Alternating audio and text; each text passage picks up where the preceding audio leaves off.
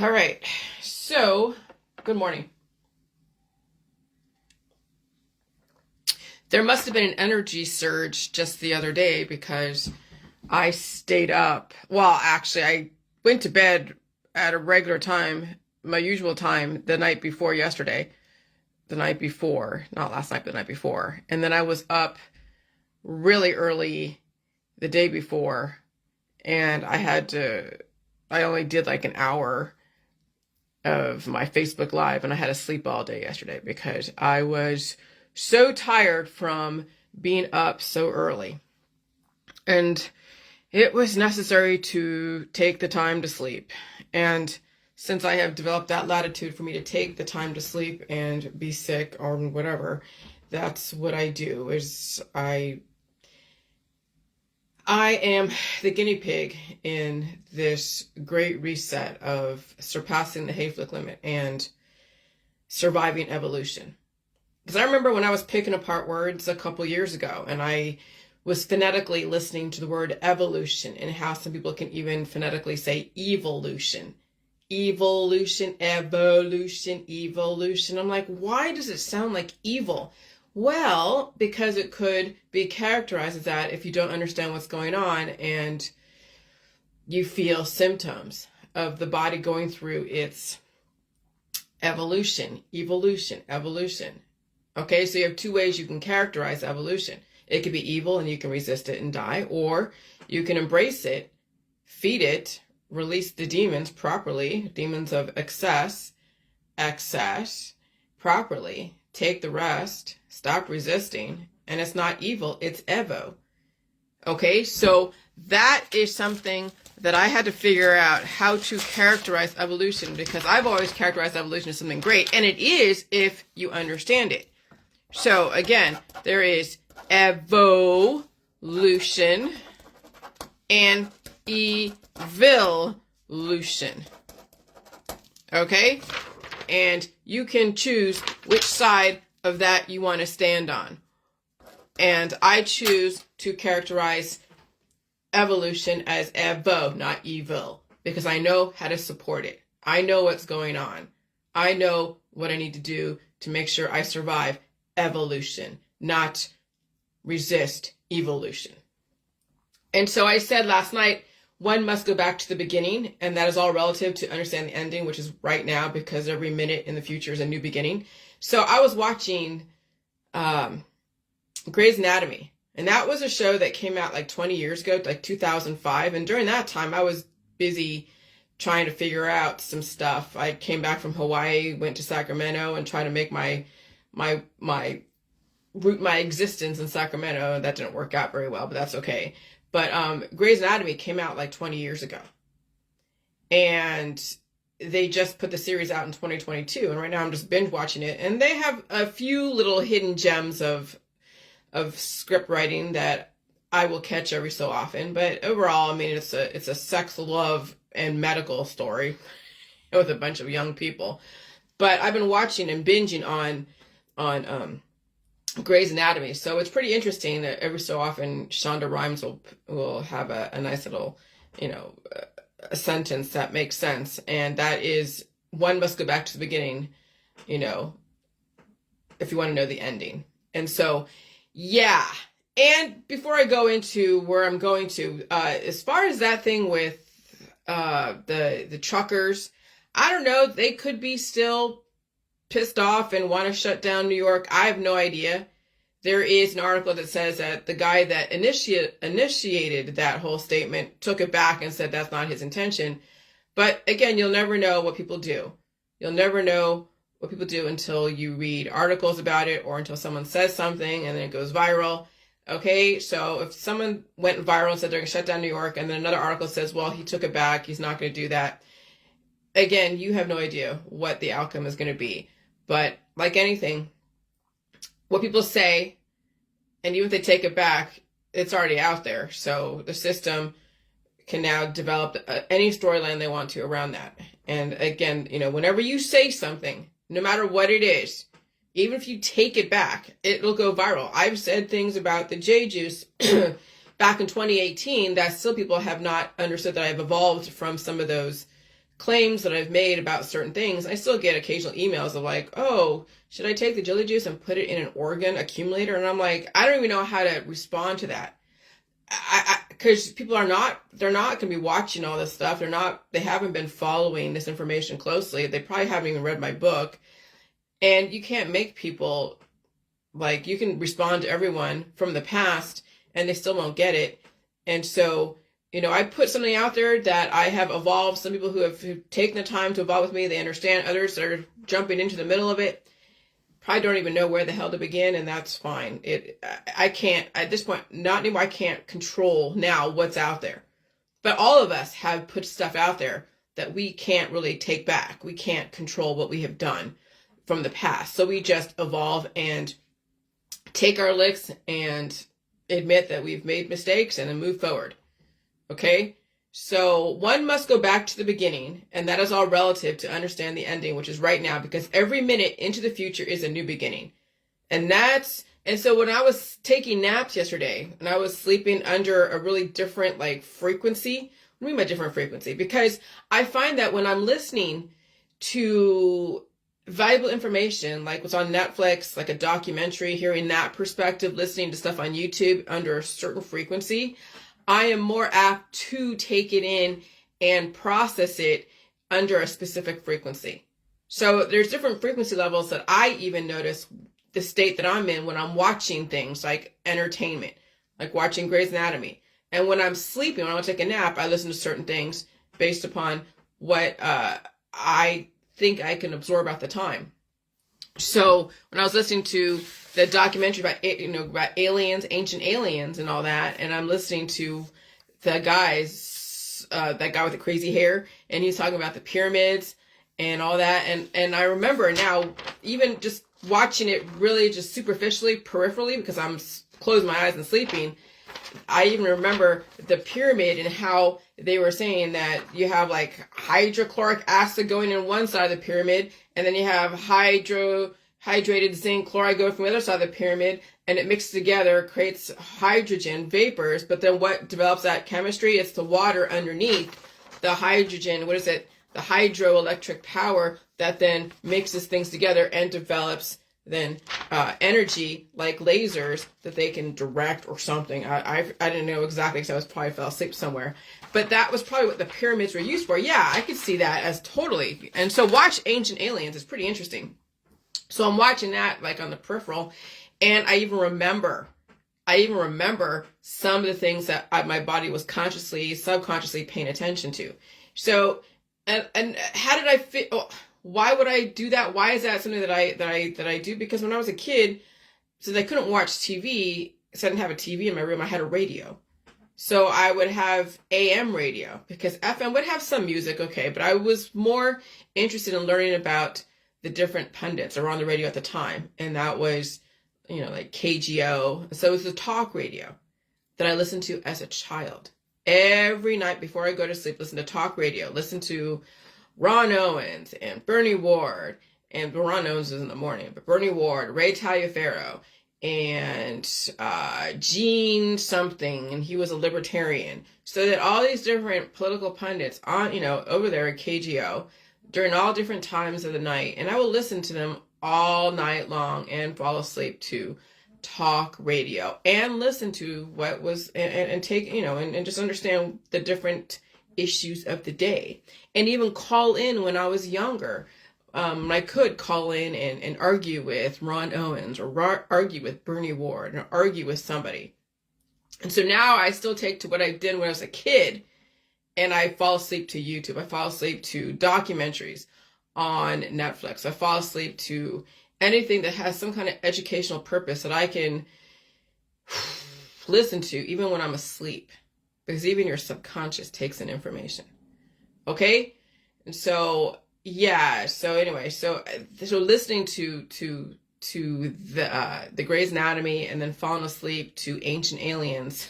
And then I'm like, oh, so they mixed a bunch of chemicals way back when, and that's how they got all this stuff. And so there's definitely, there's some definitive advancement in so much technology, even 6,000, 8,000, 20,000 years ago, even 200,000 years ago.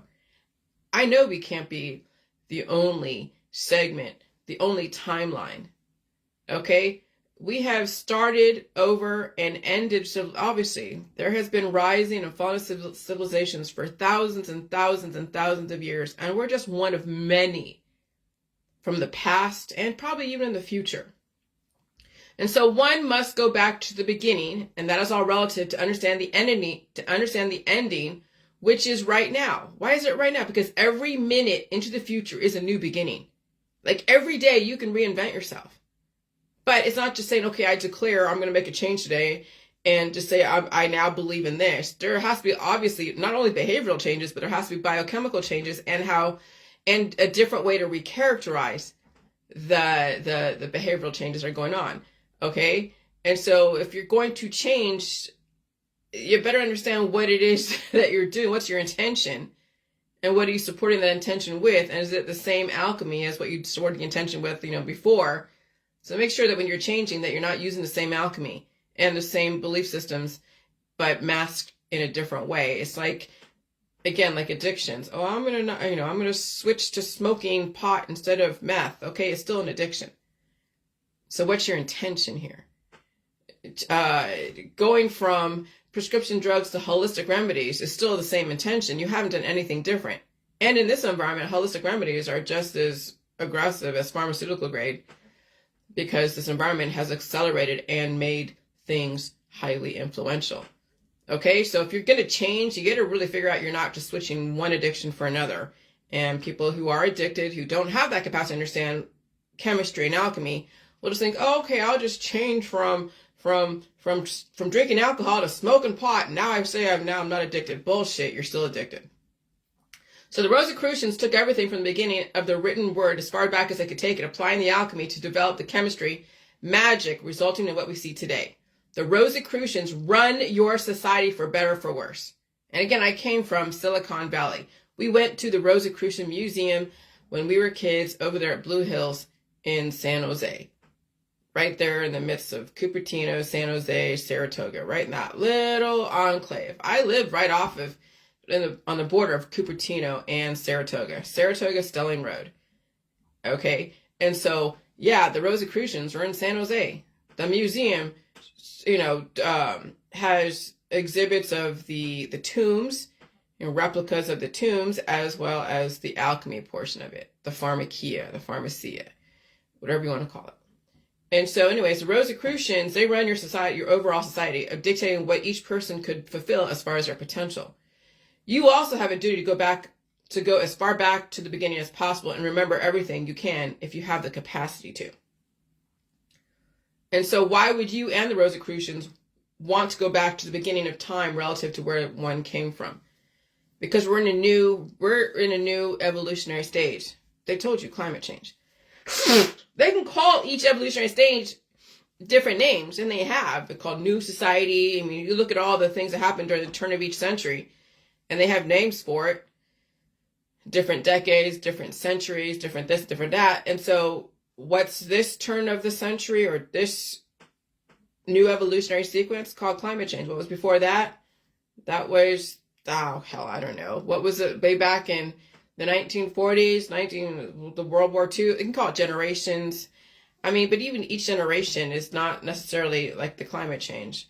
So there has been times, let's say in the 1800s, maybe it was the Tartaria, the mud floods, when they're burying all the old world, and maybe when they're cutting down those huge trees in the 1800s with those huge saws, the ones that look like, they're petrified, they look like mountains, but they were tree stumps, okay?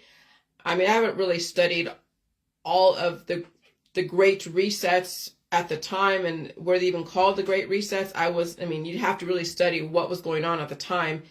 How many people died? I guess you can say influenza 1918. Maybe you can call it that. The 1918 flu pandemic back in World War I.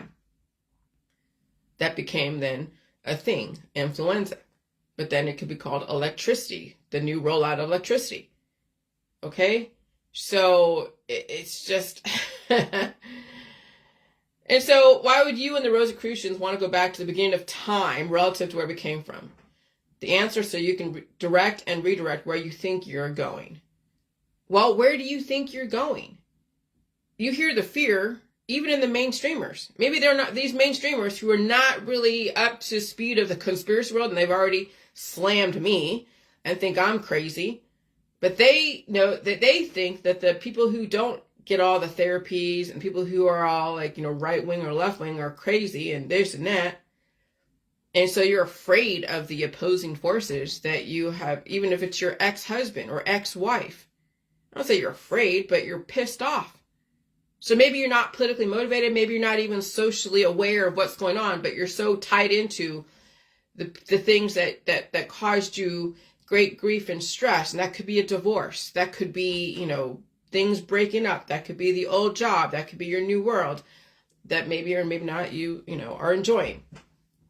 And so if you're not happy with whatever is going on and you're not afraid, but you're pissed off at somebody, and maybe deep down inside it really isn't healthy to be pissed off at somebody holding grudges.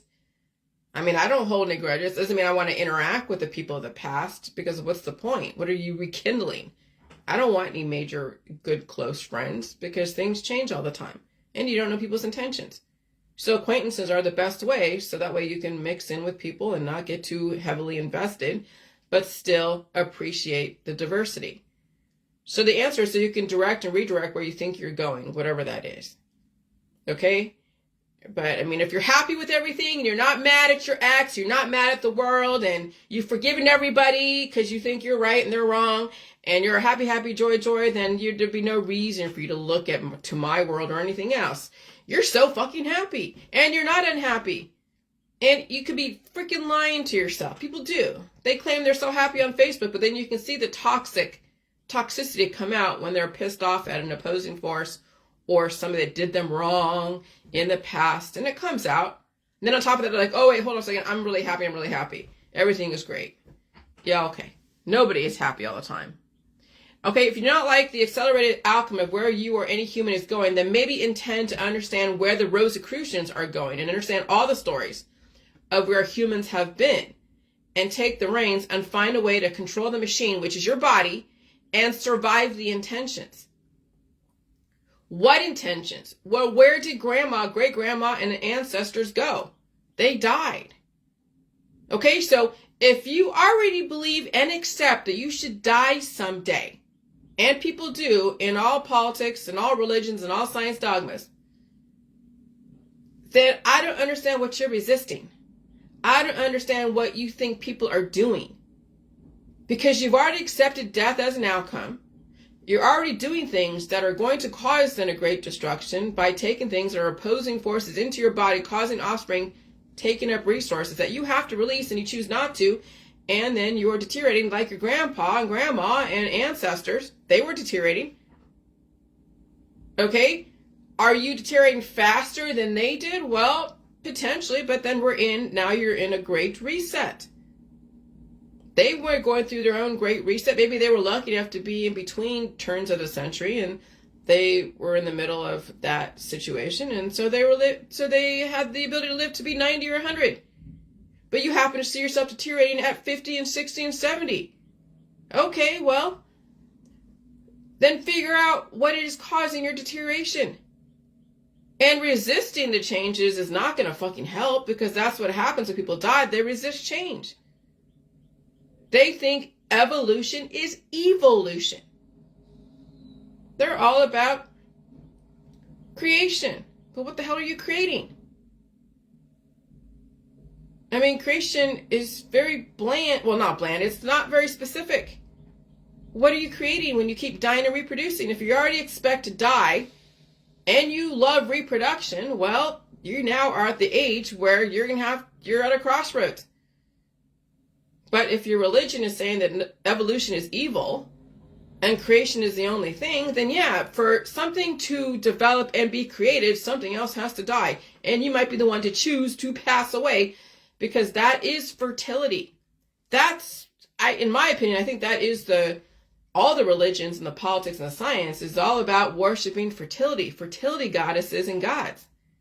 People say that, Ishtar and Easter is so pagan and so bad. Maybe it's pagan, but so bad and so evil, so satanic, but they're still worshiping fertility. They still believe in creationism. They're all about the grandma dying someday and somebody having a bunch of children, sacrificing the parent, the mother. So then what is it that you're resisting? That's what I don't understand about those that are either right-wing Christian or Jewish or Hindu or Muslim. If you're all about creationism, dying and reproducing, then what the heck are you resisting? Oh, but see, that's part of creationism and fertility, is resisting evolution and then dying as a new world is developing, becoming born. And so it's a self-fulfilling prophecy when people intend to only believe in creationism, shit on evolution, worship the fertility goddesses, and that could be in all religions, Hebrews too, because I see people who are like hating Ishtar and hating the pagan religion, which is all about worshiping fertility, and they also worship fertility as well in their world because they believe in big families. They believe in taking all the remedies, causing more fertility. Offspring, positive negative equals a negative. That's something that's going to take life away from you. That was the whole integers in mathematics. Positive times a negative equals a negative. All the time, you'll be in deficit when you keep reproducing children. When you keep reproducing disease and cancer and chronic illness. But then you have too much positive, that's called cancer. Too much negative, that's called cancer. Or deficits, deterioration, the aging process. So you have to learn how to balance out both worlds. If you can't do that, then you'll stay in the resistance world, in the religions that are all about worshiping fertility and creationism, and end up as a self-fulfilling prophecy. You'll end up prematurely passed away and still blaming someone else because you haven't taken the reins and controlled your machine, your body. You're too busy resisting and causing more resistance around you. If you do not like the accelerated outcome of where you or any human is going, then maybe intend to understand where the Rosicrucians are going, understand all the stories of where humans have been, and take the reins and find a way to control the machine, your body, and survive the intentions. What intentions? Where did your grandma, great-grandma, and ancestors go? They died. That was the intended byproduct of the evolution of your society when society decided to innovate, evolve, and move forward. So right now, you're at a juncture to make a choice. Resist evolution and die anyways while worshiping fertility because you want a big family and you're in the different religions. Or figure out how you're going to survive the intentions, and no one's holding food away from you. No one's forcing you to get a therapy. No one's coming into your house and telling you how to live your life if you're in the first world, in the West. So you're the one that's taking all your remedies. You're the one that's getting all your surgeries. You're the one that's resisting evolution. You're the one that's shitting on evolution. You're the one that is galvanizing people to resist changes that are going on. Okay? So how does one move forward? They examine where they came from, even if they even care to. And they could be examining many storylines as they can comprehend to develop a bigger picture than their own compartmentalized world. That is the intention, to survive evolution. Understanding that there are positive and negatives to everything. And you have to balance out both positive and negative, and then even how you characterize what is positive and negative. Because again, that is all left up to interpretation, perception. And it does take intending to learn the basics of science and chemistry and math and language. It does take something more than just sitting on your computer and resisting everything that happens. It does take more than partying and traveling. It does take more than sitting and taking all your prescription drugs and home remedies and then say it's someone else's fault why it is that you're deteriorating. When you're the one that's taking the prescription drugs, the home remedies, you don't want to feel pain, you don't want to release the demons. You absolutely have no intention to understand a different thought process or perspective. And when you're against the medical system, but yet you don't listen to people who don't have a medical license, then you still are for the medical system because deep down inside, you don't know idea what the hell you're doing. So at the end of the day, you're still going to go see your naturopathic, your homeopathic, or listen to some stranger on Facebook, or go see your doctor who is a licensed professional to manage your deterioration process. all at the same time resisting your deterioration process, resisting even more. And so I've developed a way to characterize what positive and negative is. And it's always been in my face. It's always been in plain sight, but you'd have to go through what people think is positive and negative. All the programming, the layers of stories that have been told to us through all the different politics, religion, and science, because there's so many different political thought processes, religious thought processes, and scientific ways to look at stuff. So life and death is positive, and death is negative. That's actually really basic. People have said as soon as you are born, you are dying. Okay, so here's the thing. When we know that there has to be a certain amount of death for life to happen, then people can say that death is great, and people do. In religions, they love death. They worship death. They go to funerals. They bury their friends and family. They expect it. They embrace it.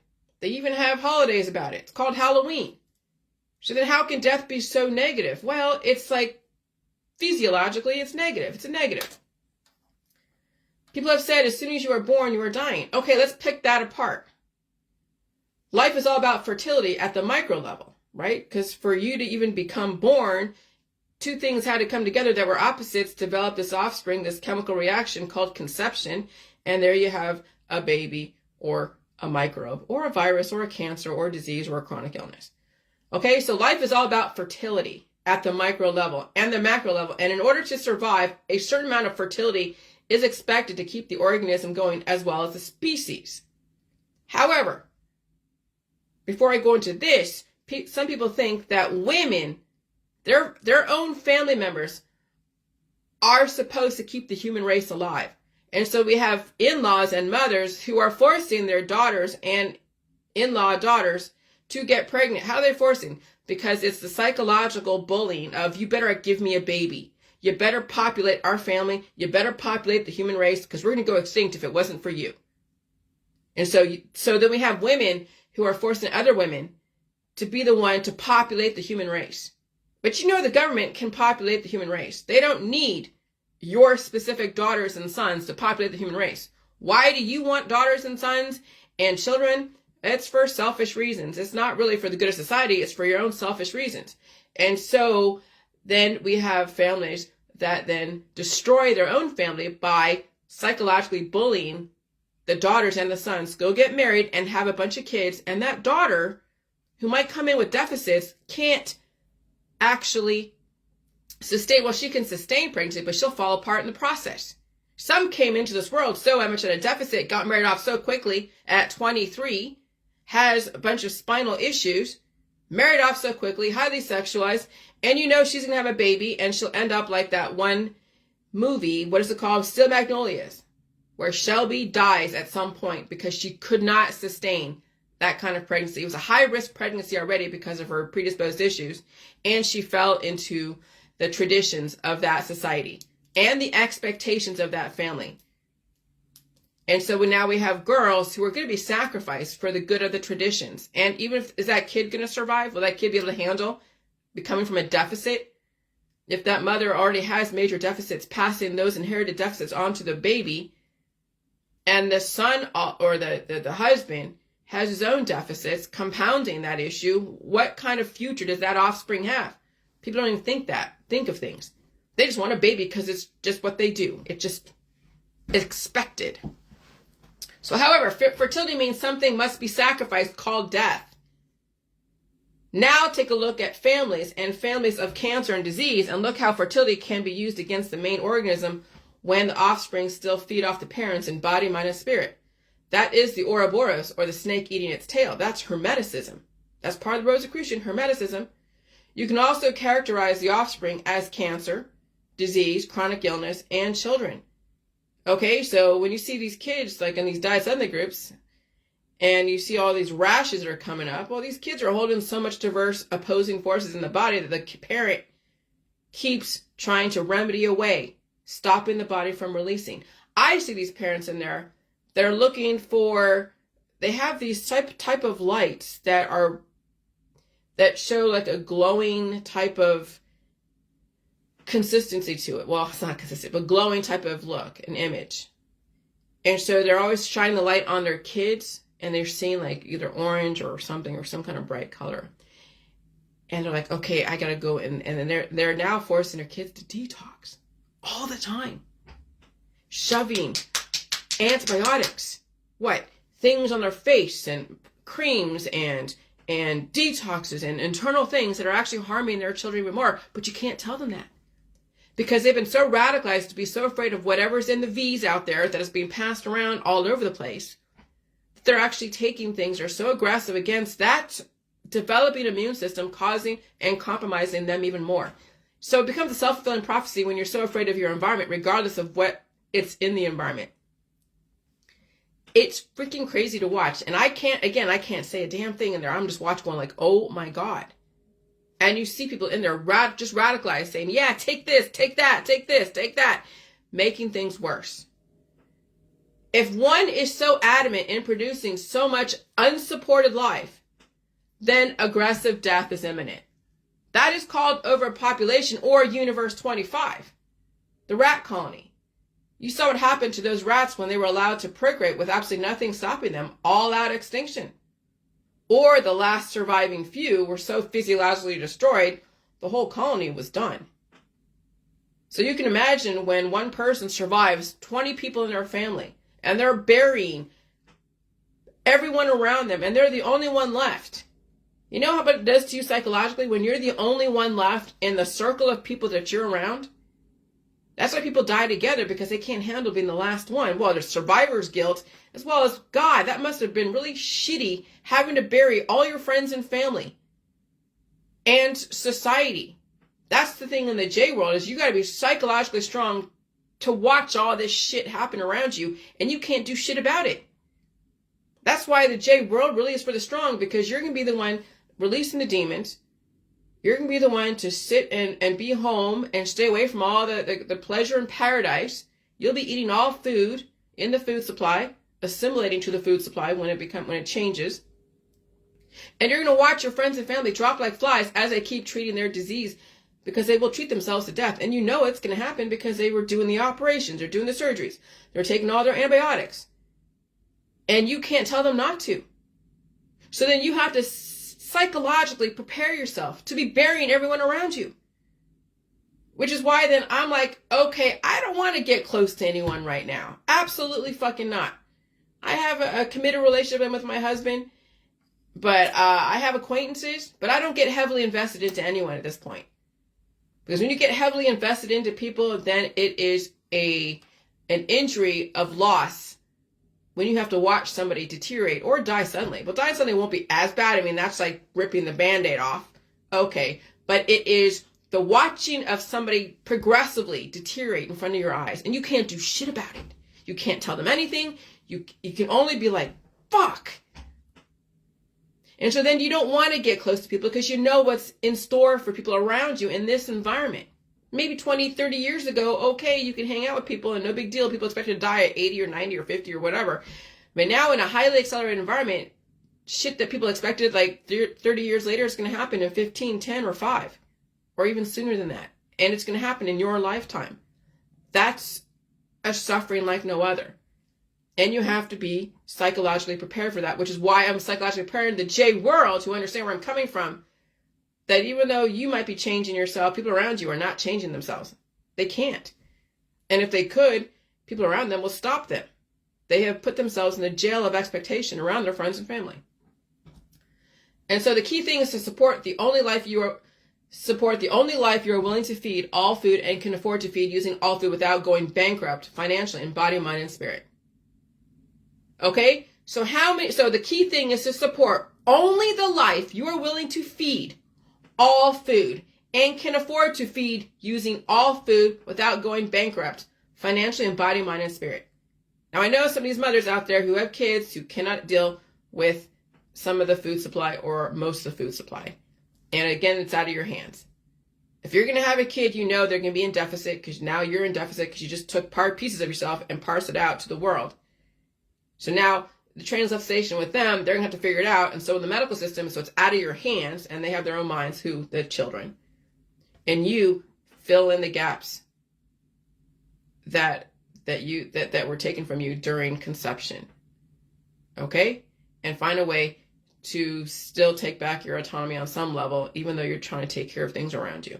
And that's a balancing act that I give anyone who's a parent in the J world who understands where I'm coming from a lot of credit, because that's a difficult venture when you have so many things coming at you wanting so much from you, and you still have to take care of yourself and save yourself. Okay?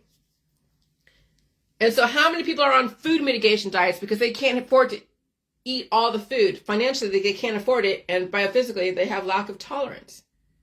And so all sickness is life growing on one end while death is imminent on the other end. Who's going to live? You or the opposing forces in your body? And if you starve yourself, you'll die anyways. People do all the time die from starvation, even in the first world, surrounded by so much money and food. Okay, so all sickness is life growing on one end while the body's pushing out other life on the other end. And when you are mitigating the body pushing out because you don't want to feel the pain and suffering, you have now compromised yourself. That's what all the remedies and the surgeries and the medicines, they are developing entities inside of you, stopping the body from releasing and developing a monster inside. That's an opposing force. That's a negative times a negative equals a positive. That's called infection. That's called diagnosable conditions. Then you have a positive times a positive equals a positive, right? That's you. You're developing yourself. But then if you have too much of yourself and you become morbidly obese, well, that's probably a negative inside of you, but it's how you want to characterize it. Eventually that'll convert to a negative. That positive turn into a negative. And it'll be a negative times a negative equals a positive. And then that entity that was once under control is now the thing that controls you. That's the integers. That's math. That's some basic algebra. Basic algebra.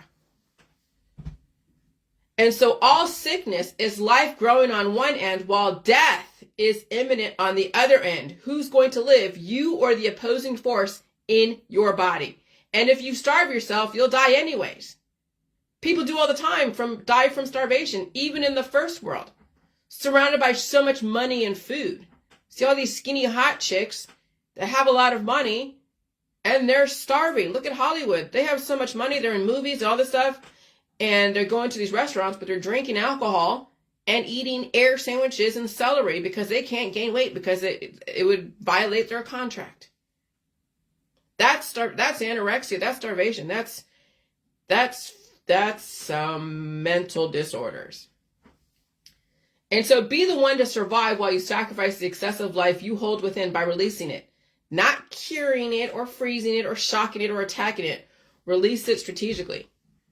Okay, so in July 2022, I basically died, when you think about it, for all intents and purposes.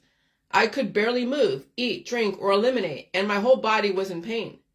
The opposing life in my body and my immune system was at war, which meant I was straddling both the dead and alive world, and I could barely function. Now, the thing was, my dog was probably one that saved me, because she kept me moving. I had to take care of her during that time. I had to go down the stairs, even though I had a headache, and I'm like going like this, like I can't really see too far because the light was so bright. And I'd go out there, let her outside. She'd do her thing, pee, poo, whatever. And I'd be sitting on the cooler going like, oh, this so sucks. Could barely look off in the distance. And then I come back inside, make sure she has water and food, whatever. And so if it wasn't for her, I might have died. I might have just died in the bed. Because when you don't move at all, you're basically dead. You have to know you have to keep moving, even when you're so sick and you don't want to move. You have to keep things moving. And that also means your colon, your intestines. Okay? It was when I threw myself in the shower and removed the opposing forces in my body the way I have in my book, without using jelly juice or any medicines or remedies, was how I saved myself. Because even milk wasn't going to be enough. Even water, I wasn't even thinking of drinking milk at the time. I just started drinking a bunch of milk, I think about a few months after that episode. Maybe the following summer, I was drinking so much milk. So then I reborn myself the next year in 2023. And I had all of those, the cream and the ice cream sandwiches. And that's when I showed you, I bought 12 boxes. that had 12 ice cream sandwiches in, and I ate them every single night along with ice cream cones. And I had the milk, I had the cream, the cheese. Milk was what saved my ass. The cream, the ice cream was what saved my ass. Because I essentially died the year before. And then it was reborning myself the following year. And then supporting that rebirth process with the milk, like going back in time again and drinking milk as a baby. That's the whole Hayflick limit, is that when you surpass the Hayflick limit, you have to be reborn again. But that process of being reborn, and this is not religious, okay? It's a brutal process. Not everyone's going to be able to do it. But you see the logic. You see the physiological logic behind it. You need the milk. You need the meat. You need the eggs. You need all foods. You can't afford to be finicky about food. And you see these kids right now that should be drinking milk and eating meat and gluten and sugar and salt. They're being withheld gluten and milk and salt and sugar. And so they're growing up so deficient that the wind will blow a different direction and they won't survive. That's why you see these diet suddenlies on the field, in the classroom, wherever. Because these kids are growing up so deficient. Yeah, they're growing up. They still speak. They don't seem like they're sick to you, but they're skinny. They have food issues, food intolerances. They have allergies. Their mother is putting them on diets, not saying, okay, you need the meat, the milk, the cheese, the eggs. Nothing is poison in the food supply. But you see how the system got to these mothers.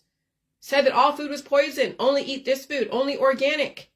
So these kids are, even though they're growing up and they're speaking and saying, hey, mom, hi, how you doing?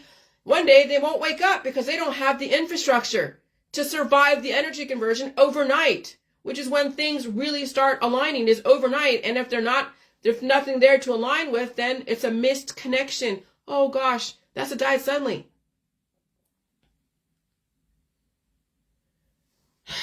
So reason why I did not use any remedies or even contractions on my body. What? Or even, contraptions on my body, because I know all types of remedies make the situation much worse. And that was how I saved my own life. So I didn't do any, I didn't put any things inside me to do enemas. I pulled out the fucking crap out of my ass. I had the dexterity. I've been doing it for 7 years. 5 years before that, I guess. But yeah, I didn't use anything. I didn't use agility juice. I didn't use any enema type of stuff. I coughed and I sneezed. I made sure I blew my nose. And so when I'm sitting there in the shower, just blowing my nose on each end, on both sides. And sometimes you get bloody noses because the body is now is opening up what was closed through all the medicines. The NyQuil, the DayQuil, the Mucinex. Right here is a lymphatic system. Your nose is a lymphatic system. It's the mucus. It's what is, you're able to release those demons. And people take cough suppressants. They take mucus suppressants. And they fuck up themselves. That's why these kids are not surviving, because their body is not releasing. That monster is eating them out from the inside. And so the reason why I did not use any remedies or even contraptions on my body is because I know all types of remedies make the situation much worse. But that was how I saved my own life, all by myself. My husband was on the truck. He had his own issues to deal with. I had to crawl almost up those stairs to go back to bed. And then I had to go and throw myself. And then even food was it was like eating for the first time. I was worshiping that spaghetti. I was eating spaghetti. I had menudo. I made myself potato soup. I could barely stand up in the kitchen. I remember trying to cut potatoes, and I can... 5 minutes of standing up, I was so tired. So tired. I died that summer. I really did. I got dead and reborn. Okay?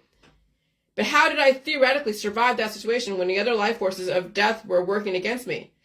I had enough life in my body to think clear enough to strategize my way of survival by removing those excessive growths, which is the Tootsie Rolls out of my ass, and feed my body to build my strength or rebuild my internal infrastructure.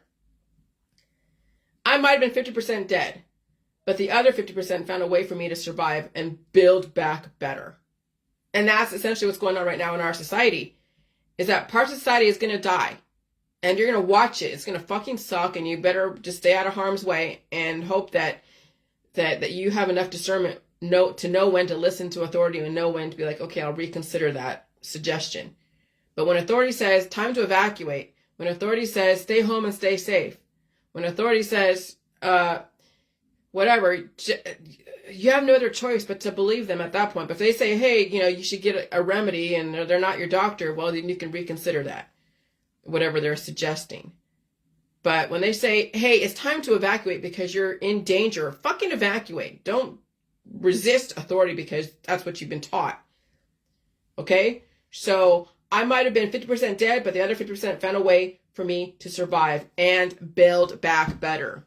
You don't want to allow the opposing forces in your body to eat you alive before you have time to turn everything around. You do not want to allow the all negatives in your body to eat up the positives, because once that train leaves the station, it will be questionable if you survive that energy conversion. And so the aging process is when all the opposing forces in your body eat you alive, breaking down your vital organs and infrastructure. That's the aging process. How many people who are my age or even younger who are aging aggressively faster than me?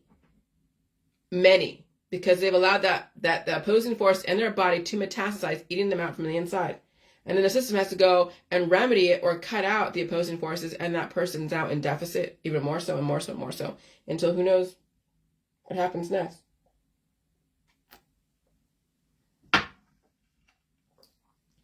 The operations and surgeries in the medical system attempt to carve out the opposing forces, leaving the person with less functionality. The herbalists and the home remedy supplements people attack the opposing forces, making the opposing forces stronger and formidable, which is why many gurus in the health and wellness field are aging women and men, or hot young men and women selling death via wisdom and youth on each end, bookends. And this is where I lost a few people on my Facebook. And I understand they're selling remedies to their friends. They they are exemplifying what would be like, a Gandalf the Grey or some kind of, wisdom-filled guru, good witch, elderly lady. Okay? And so it's very difficult to resist an older lady or man who seems like they have covetable wisdom. They wear the right clothes, they speak the right speech, and now you are enamored. You are hypnotized. See, I'm neither elderly or look like I'm elderly. Look at my hands. You don't see crazy veins. Okay? I'm not aging. Look at my face. All right? And so, I'm not so young and hot. Like, I don't look like these young 25-year-olds shaking their ass at everybody and shaking their boobs at everybody, wearing the makeup and the lips and the hair, skin, and nails. So who's going to listen to me, right? If I don't look elderly and full of wisdom, and I don't look like a young 25-year-old shaking her ass at everybody, hypnotizing you through sexuality, yeah, I'm going to be ignored, laughed at even. Fine, I don't give a shit. I saved myself. You can go listen to that elderly person and take all their remedies and surgeries, and you can go listen to that girl that's shaking her ass, taking cues from the elderly person. Hey, that's fine.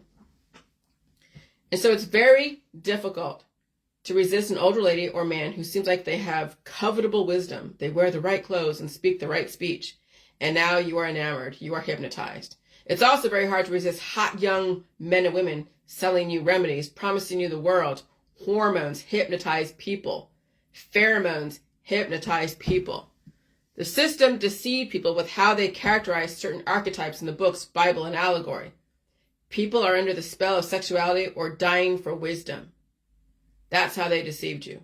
And so now you are fighting a demon within that you might acknowledge exists.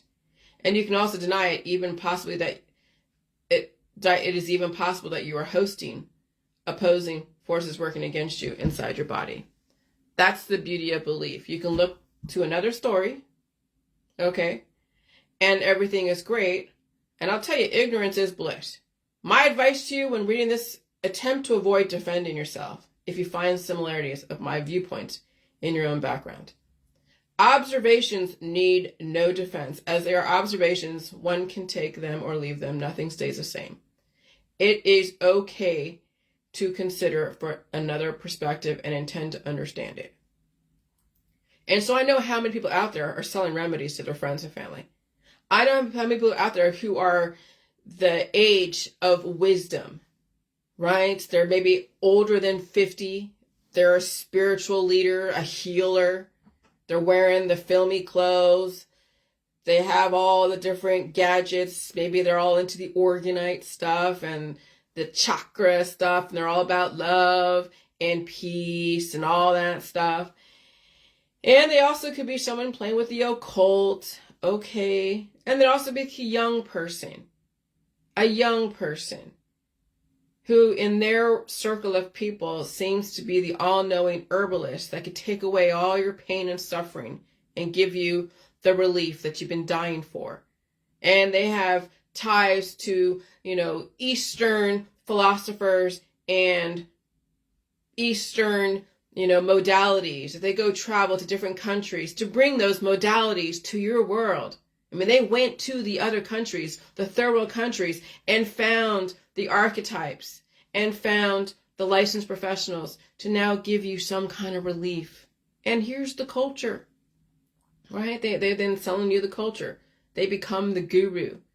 They become the all-knowing Gaia mother, right? We worship those types of ladies in our society, the ones that look hot and sexual, or the ones that look like the all-knowing wisdom Gaia mother. And that's also how the system got you, all right? As well as then the male gurus selling you their vegan and vegetarian, their wisdom, their gift of speech, their gift of the written word. And so, so someone like me who doesn't exemplify any of those, I'm not the all sexual hot chick or man, and I'm not the whole, the elderly woman that's going to sell you her remedies and surgeries and whatever else that she has in her basket of whatever. I'm just some middle-aged person that if you didn't know my background, be like, who the fuck is this person? She's not young and hot selling me a remedy, and she's not old and wisdom selling me wisdom. So what is it? Old and whatever, selling wisdom. So the hybridized takedown of America will be by the left-wing Teamsters and the right-wing American truckers avenging Trump's court cases. So here's the thing. We're going into some really crazy times, or we're already in them, and you have no idea who plays what and what plays who. Okay, what do I mean by that? Well, the whole Rosicrucian is about using natural situations and influencing them, as well as developing people to be in specific situations and influence that situation. Okay? And so just like within your immune system, there is a positive and negative force that the medical system and holistic system and even the energy healing world and all of that have found ways to manipulate both sides of your immune system, to bring up the positive, to bring up the negative, and then try to balance out both positive and negative, which is why you see operations happen on people who have too much excessive growth because their release process is crap, literally. And so they're playing both sides. The medical system is playing both sides. They're like, okay, we'll eat this food, but not this food. But you have too much growth here, so carve it out here, or we'll attack it with oncology here, or radiate it here, and all that. So you have the medical, holistic, energy healing world playing the energy balancing forces and not training you how to balance your own energy. And so then people end up, at a predictable outcome. And so even with America and with the world, we have the system, the Rosicrucians, balancing out both the left and the right, or the positive and negative. And of course, positive and negative is all relative to how you view the left or the right. You can think the left is evil, you can think the right's evil. It's all relative to where you come from. And so I already knew a long time ago that it didn't matter who you voted for, because there's always a balancing force. It was either every 4 years or every 8 years that we'd have somebody in office. Okay, so the system allowed Trump to be in office for 4 years. He tried to run again, the next 4 years, and he was not reelected. It was Biden who was reelected. He resisted that. But then we find out that 8 years ago, he elicited help from the Teamsters, and that's a known left wing entity, because the union thugs back then were up against the right-wing capitalists who were trying to enslave people with crappy conditions, and you had to have the union bosses come in and say, hey, you can't do this, you can't do that, You got to put money into OSHA and protecting your workers. So it didn't make that company too competitive because they had to put money into protecting their workers. All right. So the hybridized takedown of America, when you think about it, which is not a bad thing. It's just, that's just what's going on at this point. We're all coming into one world, from a republic to a type of empire that has hidden hands that will regulate people through the rule of law. And if you become so radicalized, causing people to want to break the law in a large scale type of situation, then the system will bring out what it needs to bring out to regulate that excessive force. And so the hybridized takedown of America will be by the left-wing Teamsters and the right-wing American truckers avenging Trump's court cases. You cannot make this shiz up, right? It's like a Greek tragedy. Now, someone came back on, in an article and said that the guy that initiated that is pulled back and took it back. But once you say something, it's out there. Once you say something, someone can take that situation and characterize it, mischaracterize it, and use it to their advantage. Even I'm watching, on Google, and I Googled jelly juice, and they have the whole recipe out there for everyone. And they already told you that there's downsides to it and upsides to it. Okay, people who are electrolyte deficient finally get the electrolytes, but if you cure yourself, you get constipated and hold the demons within, but they're not going to tell you everything. It's just another way for the system to find a way for people to abuse things that are good for them and make it bad for them. And so the system can now characterize that information and say, hey, yeah, jelly juice is great. Use it for this and that. And people are, and they're not following me. And I'm just like Einstein going like, what the hell did I just do? What do you mean by Einstein? Well, remember, Einstein was afraid that the Germans were going to develop the atom bomb sooner than the Americans. And so he called up whoever was president at the time and said, hey, I think the Germans are going to do this. And then that expedited us developing the atom bomb and using it before the Germans could. That's at least the storyline that I've heard. Well, yeah, I mean, I developed something that was great, that gave people a little bit of relief, gave them a time to redirect, but you couldn't abuse the jelly juice. But people are. But you couldn't abuse it. Okay? And so now it's like, okay, now people have to figure out how to balance out evolution and being cured, and you can't be cured forever, because in evolution, when it forces itself, people don't survive the energy conversion, especially when they don't support it correctly. So the whole thing with the whole Trump and the left wing, the right wing, all that stuff, it's already out there as far as the person saying that truckers might or might not take down New York City, but who knows. And so, but Trump did go to the Teamsters 8 years ago in 2016 and try to align themselves. He's already has the truckers union in his pocket on some level. The Teamsters. Okay, so, I mean, once you see it, you cannot unsee it. So that was an 8-year-old article. All right, so please do not direct your hate towards me because I didn't do it. Just saw things for what they are. So you have no idea how the system is going to utilize that information, that situation. Okay, so again, those in New York, just stay home, stay safe if you can. Make sure you have enough food for 3 days or more. And say thank you to the immigrants if people walk off their job. Don't allow people to destroy your infrastructure. But again, you never know how the system is going to use that situation to their benefit relative to their intention. Okay, so no matter what, whatever you say out there, it will go viral and people will turn it into something to their advantage. And it could be used against you and used against the world. And so give both sides of the story. Don't just go to one side or you'll paint yourself into a corner. Okay, I don't want people using J juice anymore, but that train already left the station. People are going to use J juice to cure themselves. And they said that they've felt relief. Okay, but that's very temporary. You're supposed to feel pain and suffering and feed it and release the demons, or else people supernova. And so, yes, difficulty does wake up the genius. What doesn't kill you will make you stronger. And so when you saw that meme of the different pandemics and the different issues of that time, as far as disease and evolution, evolution, evolution. Yeah, that's when they were rolling out electricity, rolling out different types of electricity, radar systems. And so, yeah, I already knew electricity was the frequencies, electricity was the culprit, but that was the thing. What is it energizing? Is it energizing the opposing forces in you, or is it energizing you? See, I'm taking on this energy from my environment, and it's energizing me and my brain, making me smarter. But if I still held opposing forces within me, like that mycoplasmic, monster that I held inside for many years, causing me all that crazy PMS and PMDD, that would be like the monster that could probably destroy me. If I hadn't released that monster way back in July of 2022, I probably wouldn't be alive right now. Or I'd be fighting some kind of condition or have some kind of growth somewhere.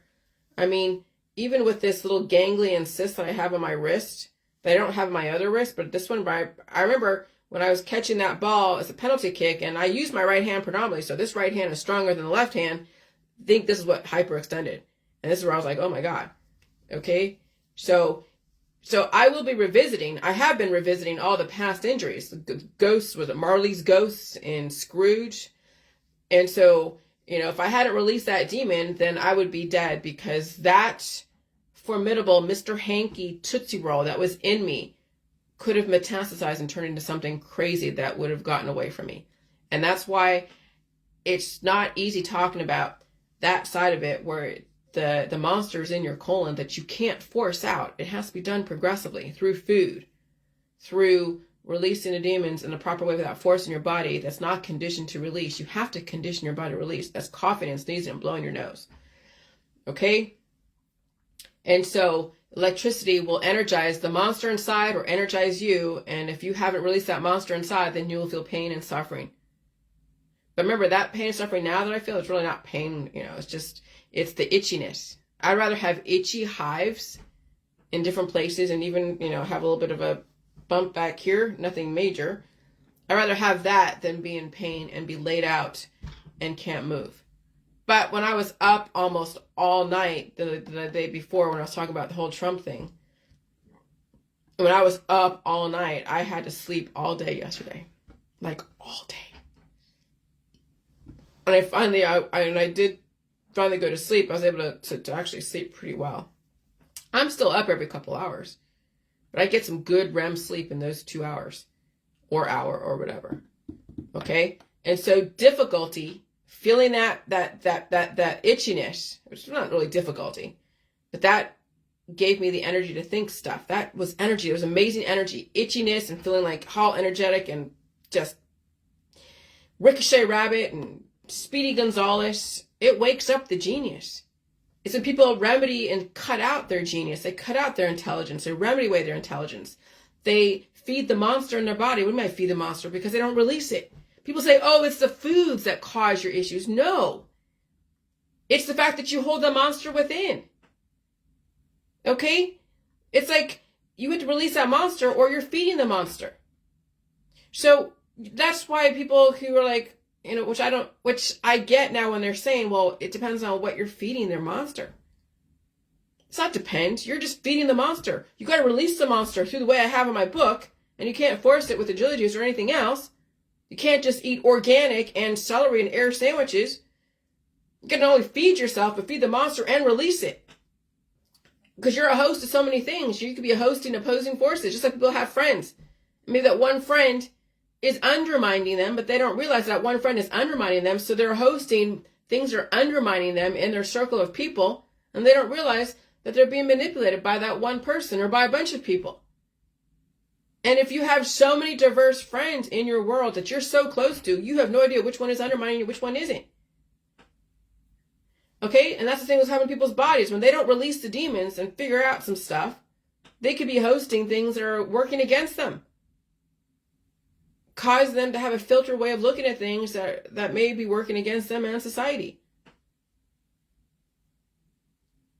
And so I remember mentioning a couple of years ago that electricity, is what caused all the different cancers. Yeah, because people are holding it inside, the cancer inside, and the electricity is then activating it. Is it really causing it? Well, in a slower frequency environment, if they have the opposing forces within, okay, that monster won't be so formidable. But since we're having an uptick in frequencies, people are not releasing the monsters they have inside because they were never taught to. And so you could say the chicken or the egg, they're the chicken, and or they're the egg, and then the chicken or whatever. But you hold a responsibility to release those demons. You hold a responsibility to release the opposing forces. So the electricity that is going to happen doesn't activate the opposing forces. It activates you to be strategic in releasing demons and staying alive. Okay? And so that thing with the Trump stuff, who knows if they're going to take it to the next level, who the system. Because now once that thing is said, when you confront the actual situation, holding people accountable for what they say, when they actually think it through, leveraging your own countrymen is not the way to gain their support. So if you're on the right wing and you hate the left wingers for whatever reason, starving them means you're also starving your other countrymen who are also right wing as well. You don't want to play that game. If you think the system is starving you out or perceive they will starve you out, don't preempt it and starve out your own fellow man. There's no way to make people like change. I don't even know how to fix the situation that's going on. Just make the best choices for you and the family. Okay? And so, whatever happens with Trump, don't make it worse by trying to get retribution. Don't make it worse. And so there was this Facebook reel that was talking about, nuclear war and all their perceptions of the outcome. And no matter what, I would rather stay home and stay safe than be traveling and be caught somewhere that's out of familiarity. If I'm going to die anywhere, right, if I can't control what goes on, I'd rather just die at home from a nuclear war if the epicenter was my hometown. I don't want to be caught somewhere overseas or anywhere else that's out of my element, where I have no idea what's up and what's down and whatever. I would rather be at home and either be caught in that epicenter, and who cares, right? You're dead. And if the explosion or nuclear war happens to 100 miles away from me and we get the radiation fallout, I'll deal with it. Pull out the crap, eat food, assimilate to the new environment. Because remember, Chernobyl, there are dogs there that survived the blast, and they're stronger. They're a different genomic sequence, but they're stronger. And they're still alive. So you could survive a nuclear war so as long as you weren't at the epicenter. And so if there's going to be a nuclear war, pray that it's not in your hometown. But, what's that going to do? Well, I don't know. Just hope it's not in your hometown. But if it happens 100 miles away and you get the cloud, well, how do you survive it? You still eat the food, even if it's all contaminated, because you got to be able to assimilate to your environment and pull out the shit so the negative forces aren't eating up the positive forces in your body, and you just keep eating food. Okay? And so everything is a possibility. It may not be that bad, but one may never know. Just find a way to survive whatever happens. Be like a cockroach. Survive all conditions. Do you think we'll go into a type of mutually assured destruction of nuclear war in the future? I asked this to Bing, my co-pilot, Bing.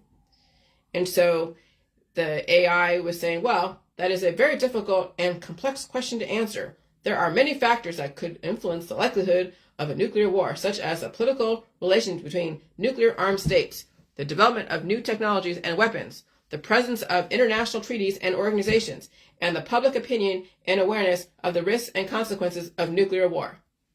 Mutually assured destruction. I learned that from one of, it's called Secretary, I think. I don't know. It's a Netflix binge show. Has Tia Leone. Mutually assured destruction, MAD, is a doctrine of military strategy and national security policy, which posits that a full-scale use of nuclear weapons by an attacker on a nuclear armed defender with second strike capabilities would cause the complete annihilation of both the attacker and the defender. The doctrine is based on the assumption that both sides have enough nuclear weapons to inflict unacceptable damage on each other, and that neither side can prevent the other from launching a retaliatory strike, either by destroying all of its nuclear forces or by intercepting all of its incoming missiles. That's why one has to be stronger than the other. Because if both sides are so strong and that they can inflict that kind of damage to each other, that's just complete annihilation. That's the end of humankind. And so MAD is often considered a deterrent to nuclear war, as it creates a situation where neither side has an incentive to initiate a nuclear attack, knowing that it could result in its own destruction. However, MAD also has some limitations and challenges, such as the possibility of accidental or unauthorized launches, the emergence of new actors or technologies that could disrupt the balance of power, the difficulty of verifying the compliance and capabilities of other states, and the ethical and moral implications of threatening or using nuclear weapons. And so some experts and scholars have argued that MAD is no longer a viable or relevant doctrine in the 21st century. As the number and diversity of nuclear-armed states have increased, the geopolitical landscape has changed, and the risks of nuclear proliferation, terrorism, and cyber attacks have grown. Others have maintained that MAD is still a valid and effective way of preventing a nuclear war, as it provides a rational and stable framework for managing nuclear relations, and that the alternative scenarios of nuclear disarmament or superiority are unrealistic or undesirable. And so you'll see these little skirmishes here and there. You'll hear about cyber attacks. We've heard that the system deflected a major cyber attack from China. Whether it actually happened or not doesn't even matter. The fact that you're now known or being told that it has happened, okay, that the attackers are not China, was it Russians? They're getting into households and small businesses. That's why they say keep updating your computer systems, keep updating your phones. I update my phone all the time. Like, what do you mean update? Well, I go and clean out the cache. I clean out all the pictures and anything that I may have done. I clean up all the large files. I even control how many apps I have that are on my phone. That what do I need, what do I don't need. Some I don't even know that I need or not, so I don't even touch it. And I clear the cache. I clean up all the app stuff. I do all the updates to my applications. I optimize my phone every single day. I go and clean out my email every single day. I maintain my phone, and then there's updates. I let it allow to update. And so there's no reason why I should have another phone or a new phone if I keep maintaining and cleaning up the phone that I have. And also my computer. There's updates that run all the time. And so there should be no reason why anyone should be hacking into my stuff. I don't answer my phone. I don't open up any crazy like I'm not that wanting to listen to everybody's stuff, so I'm not opening up links. I'm not taking part in all those mass, taggings of things. I now question every single thing that I get through the emails or private message. All right, so it takes a lot to make sure that you stay viable in a society, which means you have to reconsider everything and reconsider everything that people send to you. And you don't get so highly involved with people and being so invested in them that they take you down. And so, and I make sure I maintain, the technology that I have with the latest stuff without, I don't get antivirus, apps, because everything is built into my applications, all the antivirus stuff, all the, so, you got to be really technologically savvy in this world. You got to be psychologically savvy around people and scams. You got to be intellectually savvy around information. You got to be psychologically savvy around fear. You got to be technologically savvier with your devices so they don't become compromised and have full of viruses and stuff. It's going to take a lot. It's going to take extreme intelligence and intellectual capability to survive this society and not be traumatized all the time because things break down because you didn't take care of the maintenance. Okay? So, anyways, ultimately the future of nuclear war and MAD depends on the choices and actions of leaders and citizens of the world who have responsibility and the power to shape the course of history. I hope they will choose wisely and peacefully, and they will work together to reduce the nuclear threat and promote global security and cooperation. Okay, so yeah, just find ways to make sure that you update everything that you have. Make sure if you own a house, make sure that your heaters and your air conditioning and your filters, and make sure your windows and all the different things are up to par, because we're in a really aggressive, highly activated environment that is probably a bit more intense in the sun rays and the weather conditions, and so things do deteriorate faster in a highly aggressive environment. So keep track of everything, okay? And even the planes out there, they're going through stuff. I've been on planes. I've been on a plane when I was into Vegas, maybe about within the last 20 years. And it lost an engine, and we had to land with one engine, and we had to be in the crash position. That was a little scary. When I was on Spirit Airlines a couple years ago, when I went someplace to go take care of a court case that I won, by the way, and that was a really cheap airlines. I would never use Spirit again. Sorry. First of all, they charge you for everything. Charge you for water. They charge you for everything. Not really nice.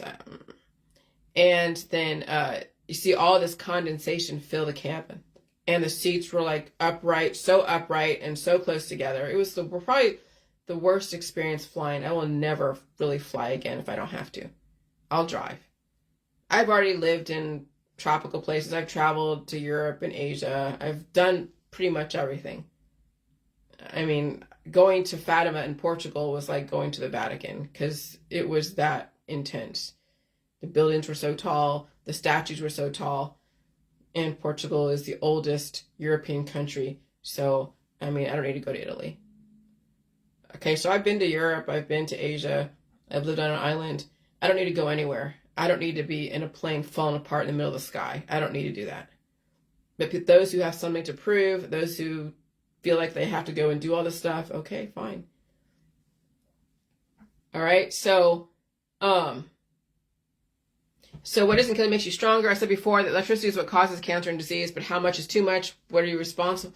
Where are you responsible? Are you willing to understand what fertility is? Okay, and so it's interesting now, and I'm 50, right? And the last 20 years, when I think about the last 20 years, in 1999, I was in the military, the Air National Guard, but I retook the ASVAB around 1999, and I got into the what is it called? It was like human resources, but it was another name for it. Gosh, I forget what it's called. We were making orders for people. We're in the archaic system that you put in orders for people to go and deploy different places. Anyways, that was the time that I was in the military, and then came out of that, and then I think that's right. And then you had all the coming up of the technology, and that was in Silicon Valley at the time. And then there was, 2001. That's right. It was right before 9/11. All right. So 2000, and I was in Mississippi, and then I went back to Walnut Creek, California, 2001. Then it was in the admin industry, going to all the different Kelly services and working for different companies. Worked for, what was that? It was Macy's West. Worked for as an executive assistant for the fine jewelry department. And so worked for Macy's West, and then got into a relationship, and then learned some stuff. Then went to China and then that was when China was really getting in their groove in the technology world. Okay. And so I was like 25, 28, something like that at the time. So I was young. And then watching China, becoming up and coming, and then going and working for these different companies that they're part of that whole tech, bubble, the tech bubble, and then the boom, and then the bust. And then, of course, all the ups and the downs, the real estate, the mortgage industry, and all that, 2008. Okay, and so I was in China in the early 2000s when they were up and coming, 2003. And now, the Chinese students I was going to school with in San Francisco were so excited for the future. The student in China I met were excited to be part of the West and the machine of wealth and affluence, just like us. They didn't realize they were being set up because the system knew it was not going to last for more than 20-something years. So the video that I posted with that Chinese student saying that everything was intentional, that no leader can make that many mistakes in such a short amount of time? So this video is very spot on. The outcome was always the intention. And what did people know and when did they know it? And plausible deniability go hand in hand. I learned that from that show, Secretary, on Netflix. Plausible deniability, mutually assured destruction. I learned so many different things just binge watching some of these shows that give you clues on how this world works in between each, episode, right? Statistically, even the dumbest leaders don't make that many mistakes. So the only conclusion this guy could come up with, as well as myself, is the outcome was always the intention. And I knew something was wrong when the mortgage crisis happened in 2008, and I'm here listening to Alex Jones in 2010 or 11. And it was on his watch when the mortgage crisis happened. He knew, people were telling him, they knew that they were developing things to then go and give people like, oh, wow, all this rich, you're getting basically free money, which is good, right? Because what did you do with that? You develop innovation. I mean, what I do when I was able to get a car with absolutely no money down. So, and I was going into, what was it? At that time, I bought a car for $1 and paid like $15,000 for a rental car from Enterprise, a Ford Focus. But whatever, it's $236 a month. I could afford that. But I didn't have the job yet. I just came back from Hawaii, and I was working at a showroom or working at a mattress showroom selling furniture in Sacramento with no money down. I walked in that place with a rental car because I came from Hawaii, moved to my sister's house, sat there for a minute, and worked at that showroom. And I was going on that interview, but before that interview, I went to go get a car from freaking Enterprise. Buying a car from Enterprise. They're like, yeah, we'll give you credit. Oh, you're going to go, you're going to get a job. Well, you don't really have the job. Well, I was like, I'm probably going to make $2,000 a month, give or take. And that was pretty good at the time. So yeah, so they're like, yeah, here, we'll put $1 in for the Golden Credit Union. So that way you can then, and so they gave me $15,000 for basically nothing. 15 for not even proving that I had a job at the time. I was going to go for the interview. I knew I was going to get it. And then I got the car and all that. So, I mean, there was a lot of free money at the time. But, when there's a boom, there's also going to be a bust. Okay? Just like with all your cures and all of your remedies and the drugs and the alcohol and the parties, that's a boom. And eventually there'll be a bust. When you get that boom of great life and hotness and money and power and wealth and prestige, then you got to pay the piper. There will be a bust. And so all that free money in the mortgage time, people are buying houses for nothing. Mortgage sellers and mortgage people, mortgage agents were giving mortgages out like it was candy. Everyone's making money hand over fist. Everyone's getting the American dream for nothing, right? And then in 2008, that's when I got into the insurance industry. And that was then the fall of the mortgage crisis. And then I was going into the insurance industry trying to get all these policies on houses that were going to go upside down. So I'm in Elk Grove, and I'm trying to sell policies to people who are like, well, I'm going to be upside down pretty soon, and foreclosures and all that. And it was just like, and people were losing their book of business.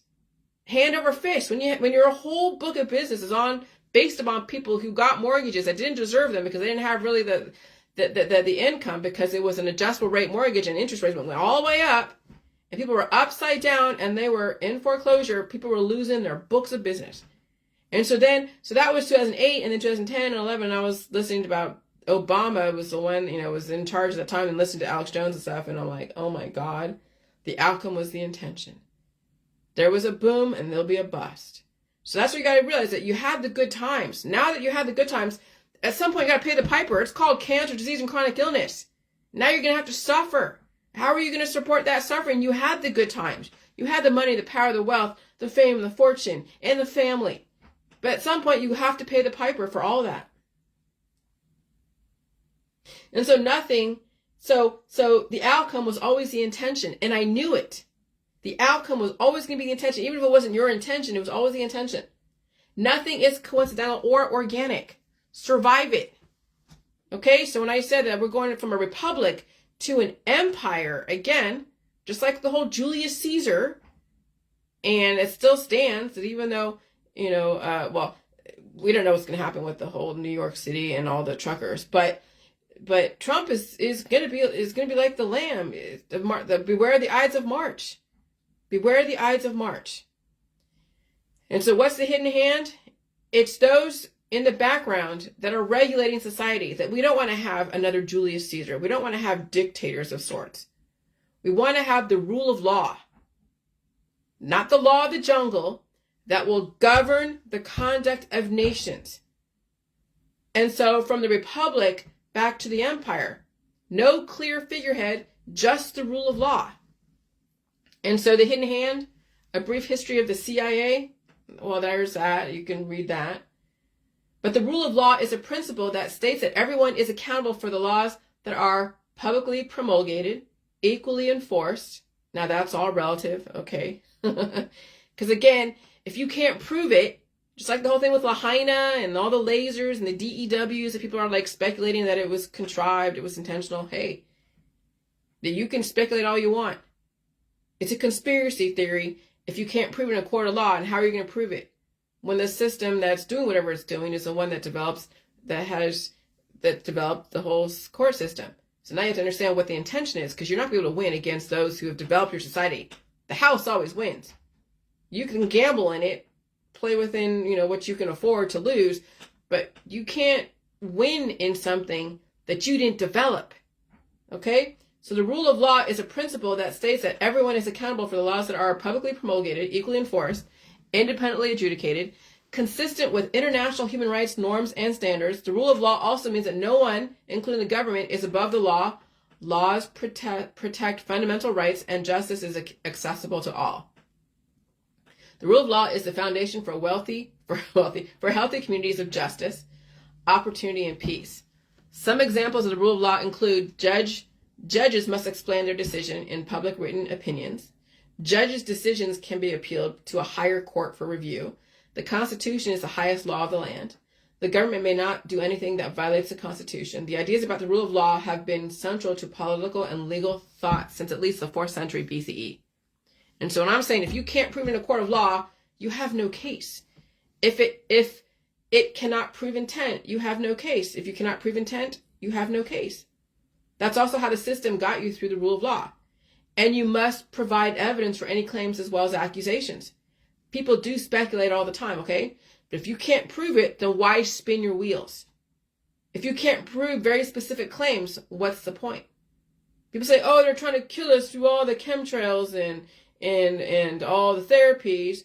Well, the outcome is the intention. You're not dead. You're alive. So whose intention is that? If I'm alive, even though I went through my own, sickness and whatever, but I'm still alive. And that was my intention to live.